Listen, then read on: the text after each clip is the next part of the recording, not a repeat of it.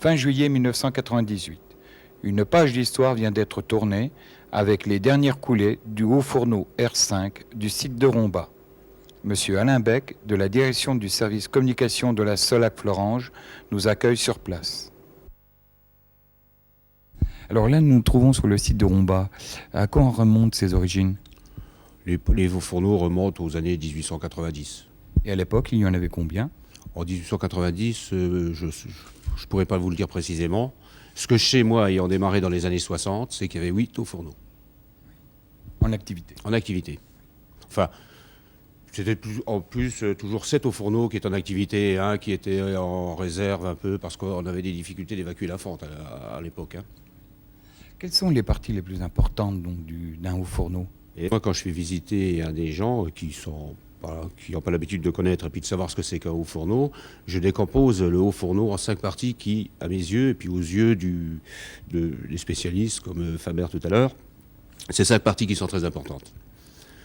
Je ne vais pas vous les donner dans l'ordre, mais je vais vous les résumer comme je les entends et puis comme ils me passent par la tête. On va dire que la première, c'est où on va récupérer le haut fourneau proprement dit, qui lui, le haut fourneau proprement dit, a besoin à la fois du chargement, qui est une seconde partie, où dans le chargement, dans des silos, on va y mettre à la fois l'aggloméré et le coq. Là, une autre partie importante pour faire fendre tout ça, ce sont les coppères, où on va chauffer l'air et qu'on va injecter à l'air d'une grosse conduite qu'on appelle une circulaire autour du haut fourneau, avec des descentes de vent via des tuyères qui vont injecter tout ça au fourneau. Donc la partie coppère. Une troisième qui est l'épuration en gaz, où là on va filtrer les poussières en voie sèche ou humide qu'on va récupérer dans des cyclones, hein, et les voies à fente où on récupère la fente dans les wagons dits poches tonneaux. Et là, le R5 va prendre fin quand? À ce jour, le R5, sa dernière coulée doit être, si j'ai bonne mémoire, le 24 juillet de cette année. En ce qui concerne les hauts fourneaux, il en sera terminé du site de Romba. Il restera sur le site de Romba les 2 chaînes d'agglomération. Les chaînes d'agglomération qui sont alimentées essentiellement à l'heure actuelle par des minerais dits riches et où on fait de la fente hématite. Alors puisqu'on parle du passé, là on pourrait parler de l'époque où on travaillait avec l'ensemble des mines qui étaient sur le plateau.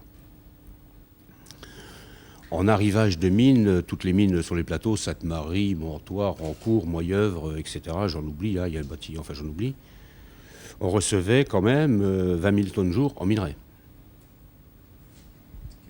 C'est énorme. On les reçoit aussi aujourd'hui, hein, encore, hein, pratiquement. Hein. Le parc de l'agglomération, c'est 4 tas, des tas qui font 60 000 tonnes, 60 à 70 000 tonnes. Hein. Pour les anciens de Romba, et ça ils ont dû le connaître, on en voit encore les vestiges qu'on appelle le pain de sucre, où on évacuait à l'époque le laitier à l'aide de petits wagonnets, on le versait là. Le paradoxe de l'histoire, c'est qu'à l'époque où on travaillait avec la minette Lorraine, qui avait un pourcentage de fer qui était entre 28 et 35%, hein, la grosse, on avait pratiquement 60% de laitier de rejet. Dans ces rejets, à l'époque, on ne savait pas très bien le vendre. Hein. Alors qu'est-ce qu'on en faisait? On en faisait un peu comme les terrils dans le Nord, on en faisait des crassiers. Aujourd'hui, avec les minerais dits riches, 70% de fer, on a plus 20% de rejet. Et on sait parfaitement le vendre. Ce qui fait qu'on a rasé pratiquement tous les crassiers, ce qui était utilisable. Hein.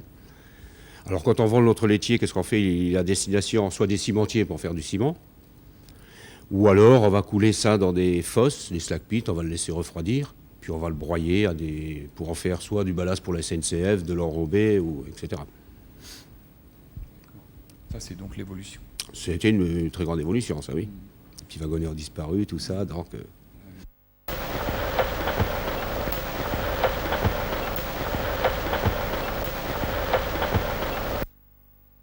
Vous aviez des hauts fourneaux à Aumécourt, vous aviez des hauts fourneaux à Jeuf, vous aviez des hauts fourneaux à Moyeuvre, il y en avait un à Romba, il y en avait un à Gandanche. Avant-guerre, il y en avait même à Mézières, hein, je parle pour la vallée de l'Orne. Et tout le surplus de gaz qu'on n'avait pas besoin pour nos propres besoins, hein, soit pour réchauffer des fours comme la coquerie ou je ne sais pas quoi, tout ce gaz-là et ces gros tuyaux qu'il y avait auparavant étaient dirigés vers une ancienne usine sidérurgique qui nous appartenait, qui était la centrale de Richemont. Et qu'on a revendu, ça fait maintenant 2 ans, à EDF. Ce qui fait que les tuyaux ont disparu.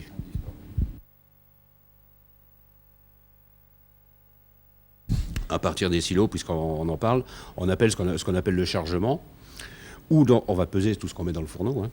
Puis à l'aide de 2 skips, hein, qui sont en fait des petits wagonnets qui fonctionnent en alternance, on va y monter l'aglo, le coq. Et on va charger le haut fourneau un peu comme un gâteau, les tranches napolitaines. Couche de coq, couche d'aggloméré, couche de coq.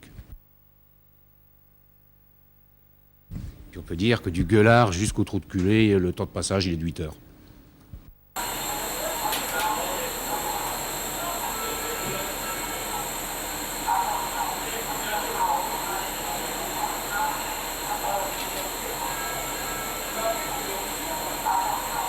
Je me présente, je suis Jean-Marc Faber, chef de fabrication au fourneau de Roba.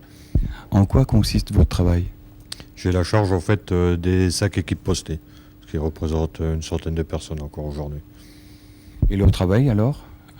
C'est d'exploiter le fourneau, en fait c'est de fournir la fonte à Solac. Une coulée dure entre 2h30 et 3h30. Vous êtes amené à modifier quelquefois certaines coulées? L'enfournement, oui. Donc pour régler en fait la qualité de la fonte. Et de quelle manière? Donc on travaille avec des tableaux et on suit la température fonte essentiellement, hein, qui est notre indicateur. Et là on se trouve où? Donc ici on est en cabine du R5. Donc c'est le centre nerveux du haut fourneau, hein, c'est de là que tout part, là, que tous les automatismes sont réglés à partir d'ici, ainsi que l'enfournement et toutes les annexes. Quelle est la capacité de production du R5? Alors c'est un fourneau qui peut produire entre 2000 et 3000 tonnes de fonte. Bon, actuellement il est réglé au minimum, hein, puisque l'essentiel est produit par pâturage. Et on nous demande encore de produire à peu près 2000 tonnes par jour. Donc 2000 tonnes sur 6 coulées à peu près. Donc on fait des coulées de 300-350 tonnes. Et c'est le dernier du site. C'est le dernier du site, le R7 a été arrêté donc au mois de mars. Hein.